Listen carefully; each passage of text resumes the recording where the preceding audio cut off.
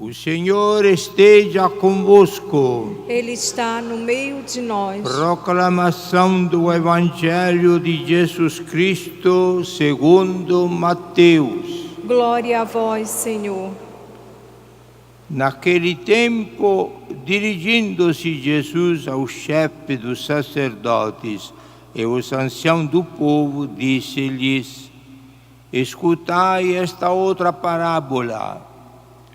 Certo proprietário plantou uma vinha, pôs uma cerca em volta, fez nela um lagar para esmagar as uvas e construiu uma torre de guarda. Depois arrendou-a a vinhateiros e viajou para o estrangeiro. Quando chegou o tempo da colheita, o proprietário mandou seus empregados aos vinhateiros para receber seus frutos. Os vinhateiros, porém, agarraram os empregados, espancaram a um, mataram a outro e ao terceiro apedrejaram. O proprietário mandou de novo outros empregados em maior número do que os primeiros, mas eles os trataram da mesma forma. Finalmente, o proprietário enviou-lhes o seu filho, pensando: ao meu filho eles vão respeitar. Os vinhateiros, porém, ao verem o filho, disseram entre si: este é o herdeiro, vinde, vamos matá-lo e tomar posse da sua herança. Então agarraram o filho, jogaram-no para fora da vinha e o mataram. Pois bem, quando o dono da vinha voltar, o que fará com estes vinhateiros? Os sumos sacerdotes e os anciãos do povo responderam: com certeza mandará matar de modo violento estes perversos e arrendará a vinha a outros vinhateiros que lhe entregarão os frutos no tempo certo. Então Jesus lhes disse: vós nunca lestes nas Escrituras: a pedra que os construtores rejeitaram tornou-se a pedra angular. Isto foi feito pelo Senhor e é maravilhoso aos nossos olhos. Por isso eu vos digo: o reino de Deus vos será tirado e será entregue a um povo que produzirá frutos. Os sumos sacerdotes e fariseus ouviram as parábolas de Jesus e compreenderam que estavam falando deles. Procuraram prendê-lo, mas ficaram com medo das multidões, pois elas consideravam Jesus como um profeta. Palavra da salvação. Glória a vós, Senhor. Jesus Cristo, sois bendito, sois ungido de Deus Pai. Jesus Cristo, sois bendito, sois ungido de Deus Pai.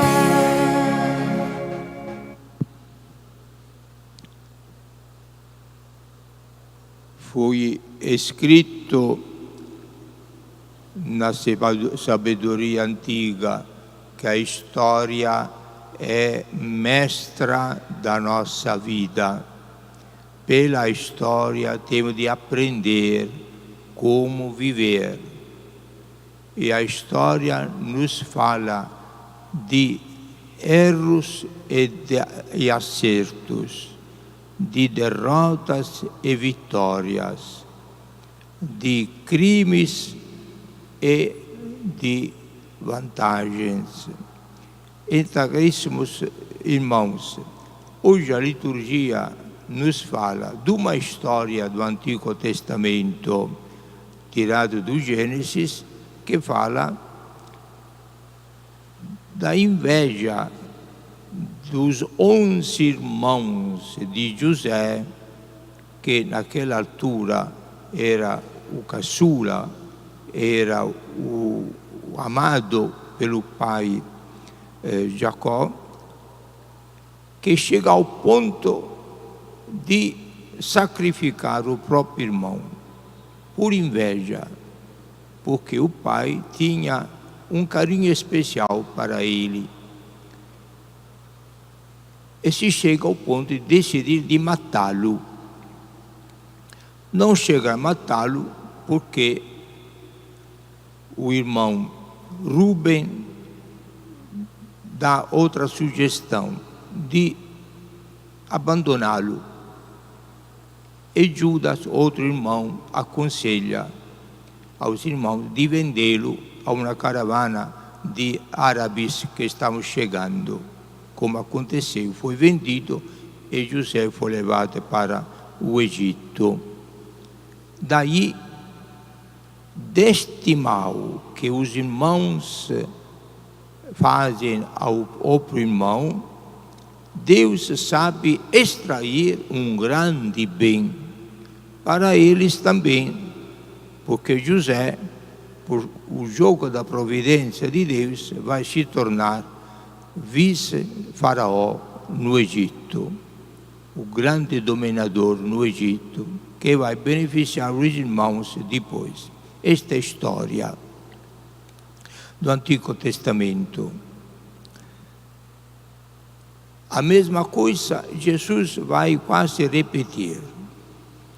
O Pai do céu manda o seu próprio Filho amado para o povo de Israel, sempre a benefício do povo, ser o Redentor, o Salvador.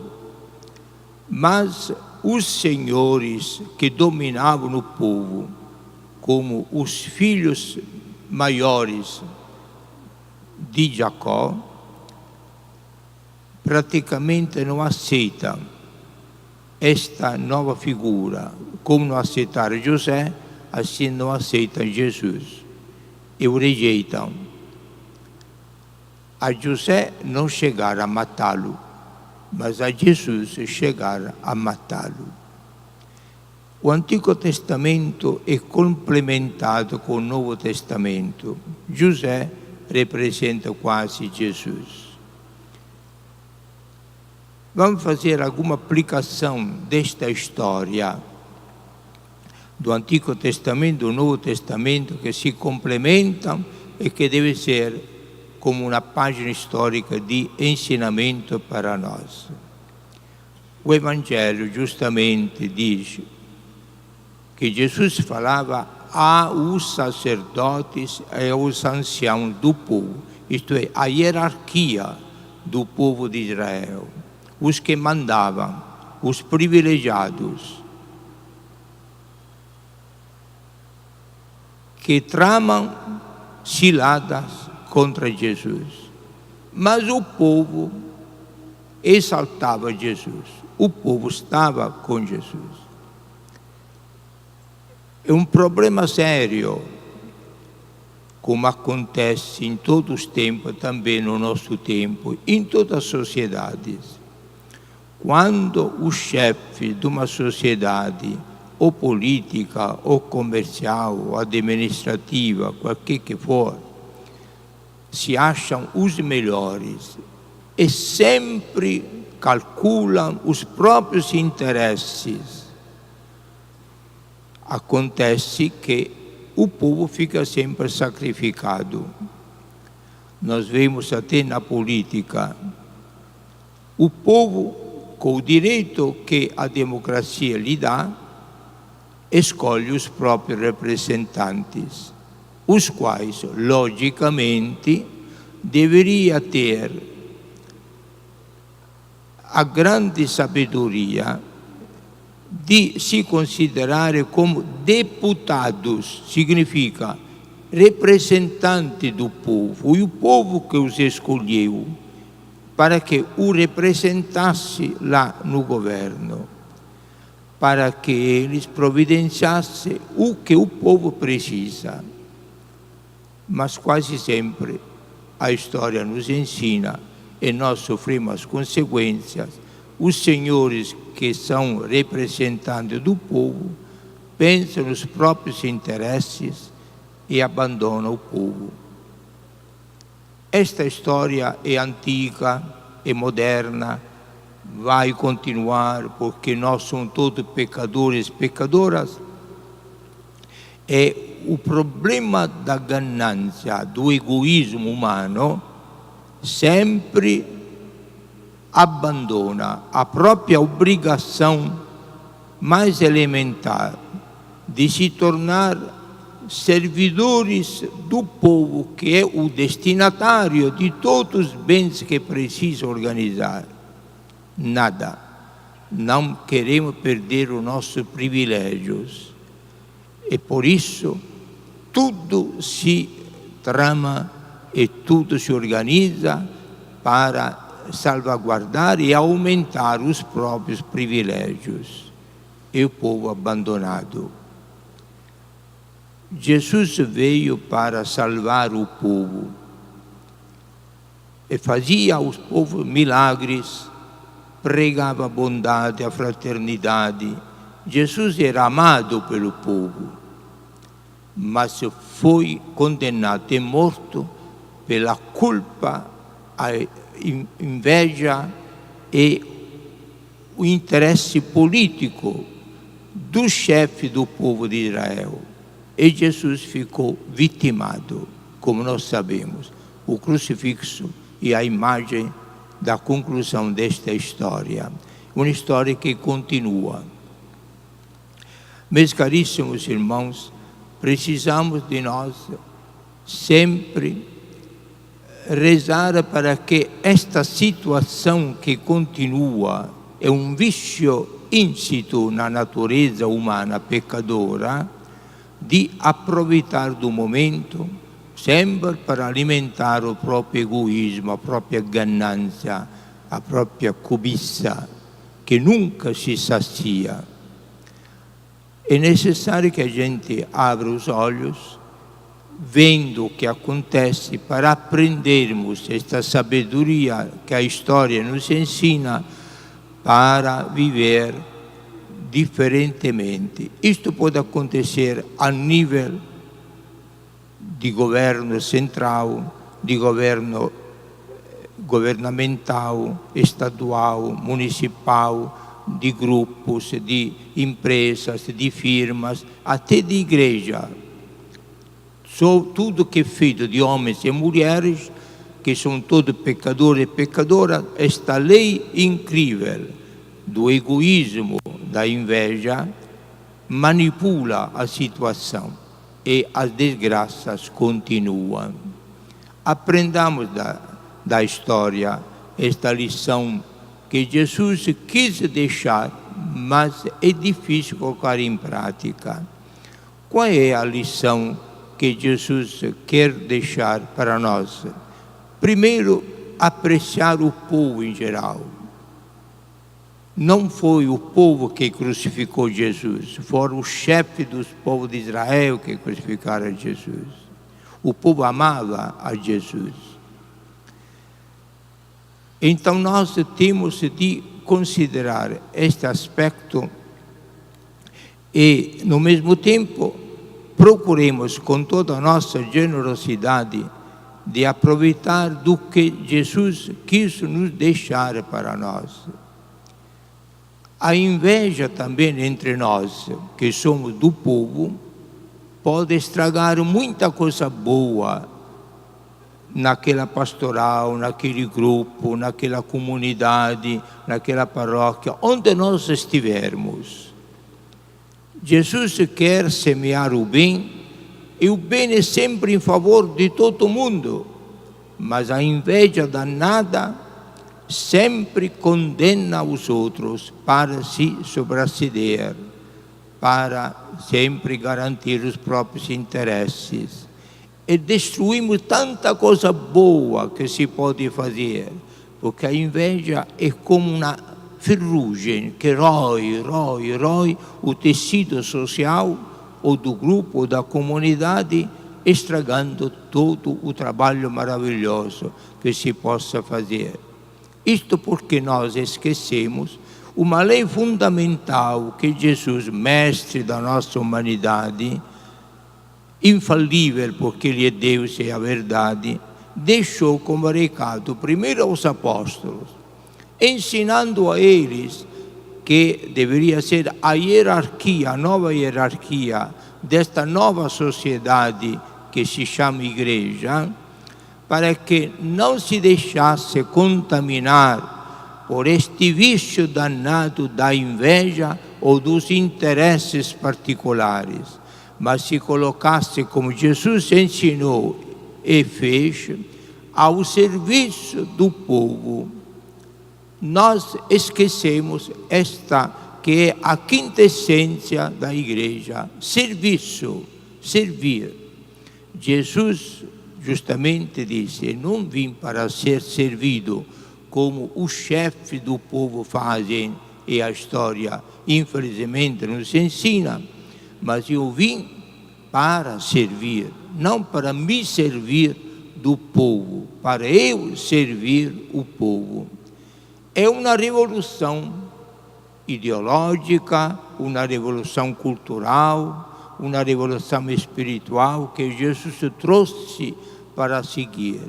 Quem de verdade aceita esta lei, em qualquer lugar estiver, qualquer responsabilidade tiver assumido, quem de verdade quer seguir esta orientação do exemplo e da doutrina de Jesus, de servir aos outros, vai se santificando e vai ganhando a verdadeira recompensa, que é a vida eterna, o céu.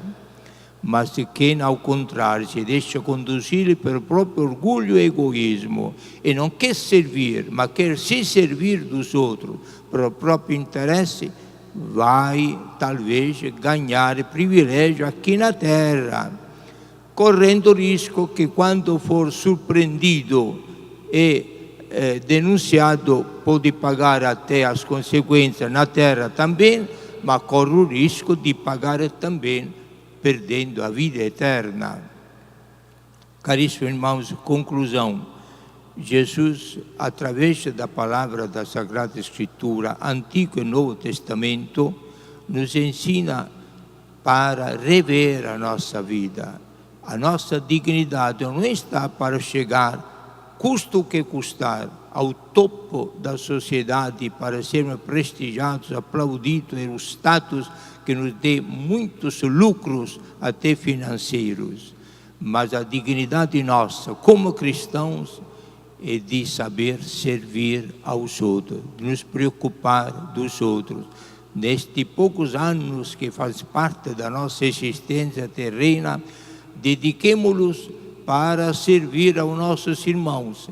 É a maneira mais certa, mais divina, para garantir a própria dignidade, a própria felicidade, a paz do coração e ganhar com certeza a vida eterna, onde Jesus, no fim da nossa vida, vai dizer: meu irmão, minha irmã, foste fiel em poucas coisas, ajudando aos outros na terra, poucos anos que você viveu sobre a terra, agora vem possuir a recompensa deste serviço, entra para possuir o trono que lhe preparei, porque seguiste o meu exemplo, serviste e não te deixaste servir.